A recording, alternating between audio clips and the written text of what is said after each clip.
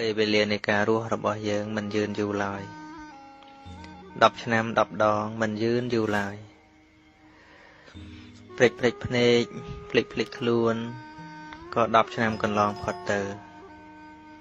វ័យដ៏ស្រស់ត្រកាលក៏ត្រូវបាត់បង់ទៅបន្សល់នៅតែវ័យជរាទ្រុឌទ្រោមក្រំគ្រាសុខភាពជានាល្អក៏ត្រូវបាត់បង់ទៅ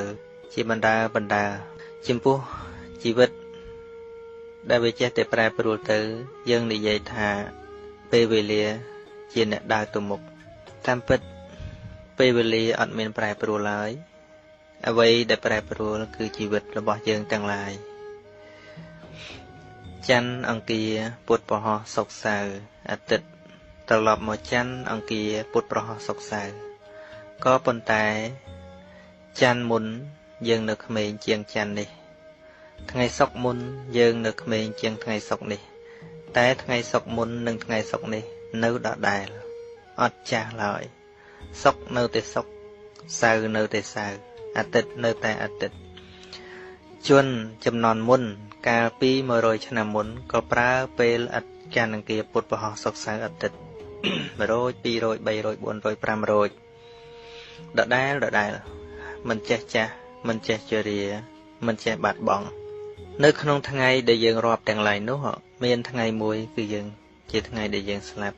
ចោលថ្ងៃខានបានរាប់តទៅទៀតសម្រាប់យើងអញ្ចឹងពេលវេលាមិនចាស់ជរាទេតែសត្វលោកទេដែលចាស់ជរាពីព្រោះថ្ងៃដែលយើងស្លាប់គឺជាថ្ងៃដែលអ្នកដទៃទៅតែកើតដូច្នេះថ្ងៃដែលយើងស្លាប់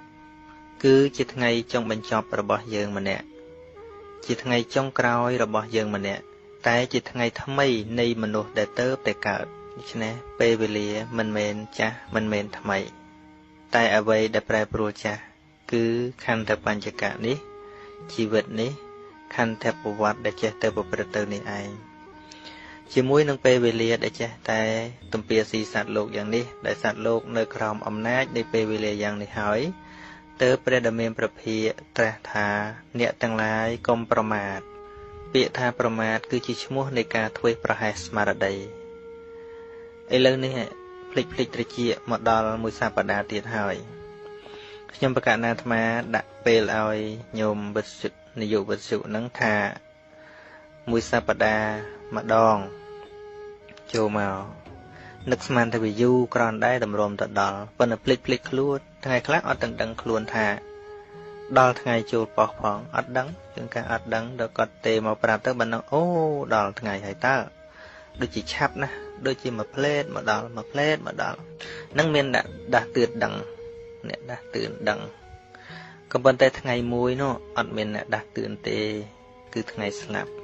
ភ្លេចខ្លួនរហូតដល់ថ្ងៃស្លាប់អ្នកខ្លះបានដឹងខ្លះពិចារណាសេចក្តីស្លាប់ខ្លះតាមរយៈធម៌អាដែលព្រះសម្មាសម្ពុទ្ធព្រះអង្គទ្រង់ត្រាស់សម្ដែងកិច្ចណាដែលគួរធ្វើក៏ធ្វើឲ្យហើយសេចក្តីជ្រះថ្លាចង់បំពេញទានសិលភាវនាក៏ធ្វើឲ្យហើយខ្លះនឹងអត់បានដឹងមួយជីវិតនឹងរស់នៅដោយការមិនដឹងអត់ទាំងដឹងថាខ្លួនឯងត្រូវស្លាប់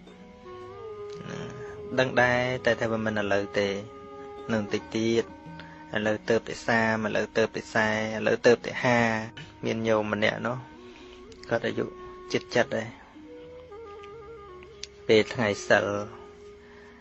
មានប្អូនម្នាក់នោះគាត់និយាយថាជីដូនណាដែលរសាឧបោសថរូតពិសាឲ្យហើយទៅកុំឲ្យហួសថ្ងៃស្រាប់តែគាត់និយាយមកថាឲ្យចាស់ពិសាមុនខ្ញុំមិនតាន់អីទេតែផ្លេតហើយប៉ុន្តែគាត់អាយុចិត្តដែរគាត់ថាគាត់មិនតាន់អីហើយគាត់ថាឲ្យចាស់ហូបមុនអញ្ចឹងមិនដឹងថាគាត់សំដៅតែប៉ុណ្ណាបានចាស់ហើយណា មានមនុស្សភ្លេចខ្លួនអញ្ចឹងដែរបងភ្លេចអ្វីភ្លេចចាស់តែកុំភ្លេចស្លាប់បើយើងដឹងសេចក្តីស្លាប់ថាមុខជាមុខដល់យើងពិតជាក្លាហានក្នុងកិច្ចបំពេញតួនាទី